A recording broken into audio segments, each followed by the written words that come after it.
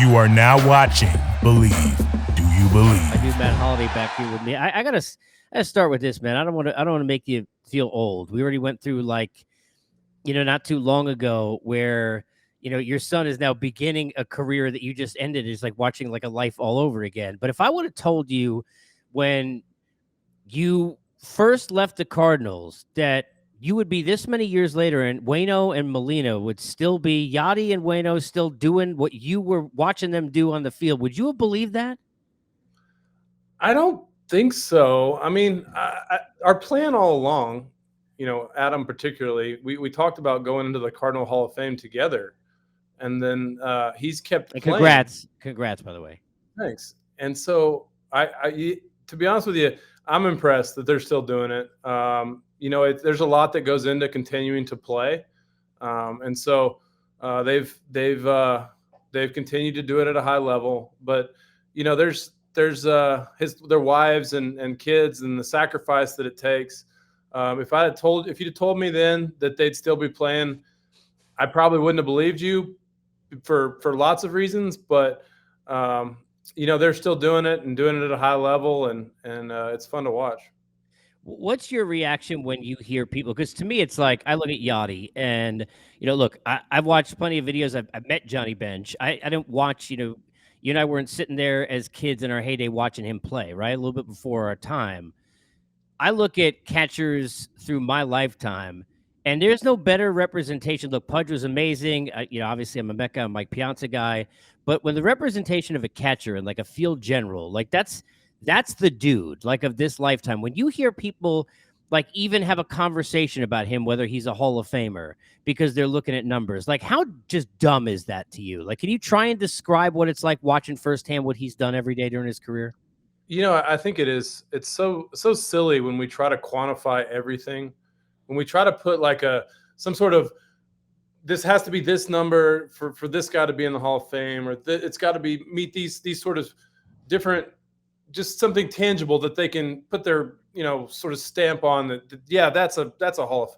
I just think that's so silly. And when you talk about a guy from an intangible, a day-to-day, seeing behind the curtain, sort of what he does and what he does to prepare for every game, for each pitcher differently, for each hitter, from each pitcher, that he goes through the tape and he prepares mentally every day, and the comfort level that he provides a pitching staff and their success in St. Louis, and our success. And when I was there in St. Louis, he is very much his presence, his study, his work, his impact on the game outside of the base hits or even the throwing out runners, even though whatever the number is, I think of the percentage of steal attempts against Yachty in the last 20 years or 15 years, whatever, compared to everyone else, it's like crazy.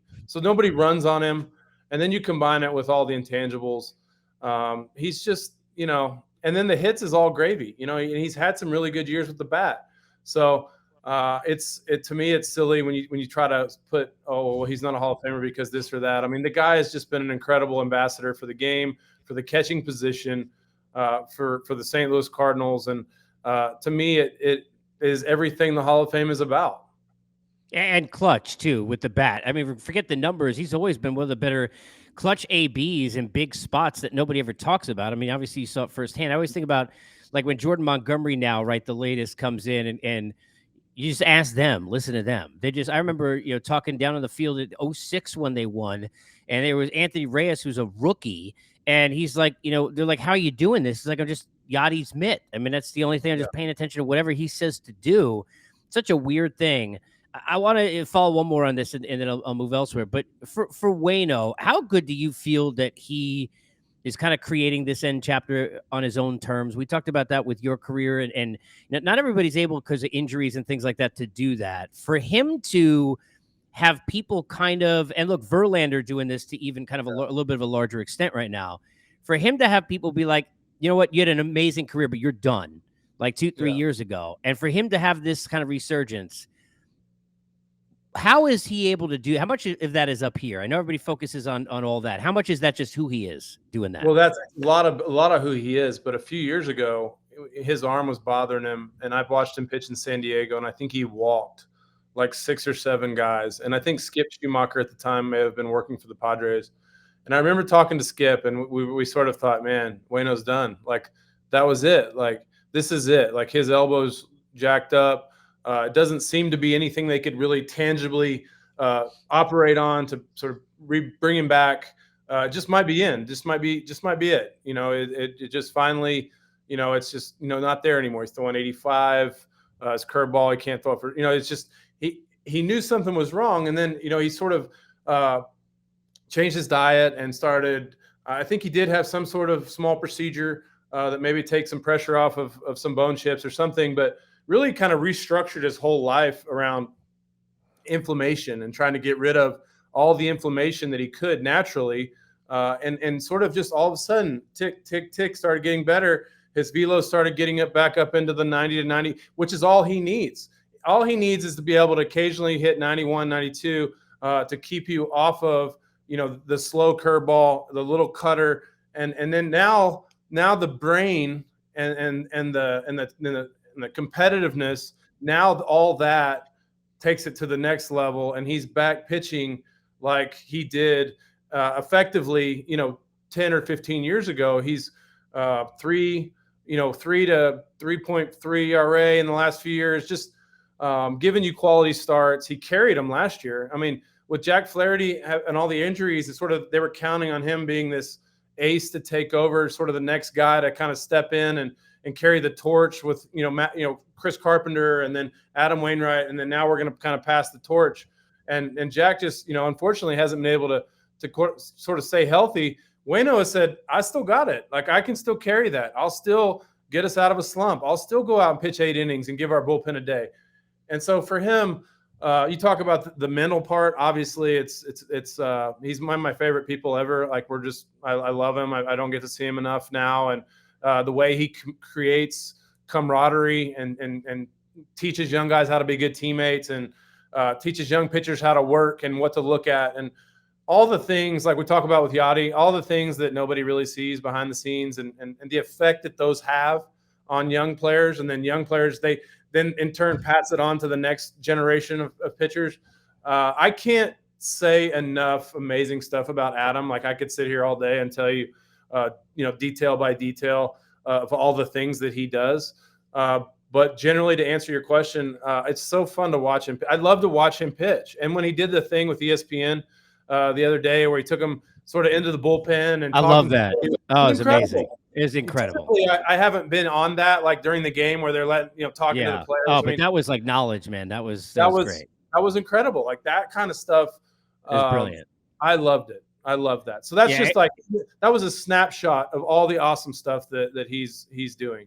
I think of Lance Lynn, obviously former teammate, as an example of the guys you're talking about, where it's like they start talking like him, like in terms of like their thinking, and then they're out in other teams, and then you hear them referencing those guys the way that Chris Carpenter did, obviously for Waino, right, and so many others. I want to. We talked about Aaron Judge before. I know how fond you are of him as a person. You've been locked in at the plate. You know what that feels like.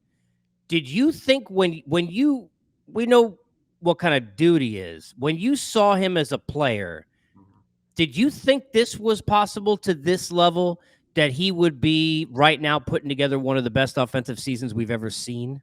I mean, I'm not trying to pat myself on the back, Casey, but I told my wife within the first 2 weeks, maybe, of spring training, I said, this guy he's like a video game if you created a creative player video game.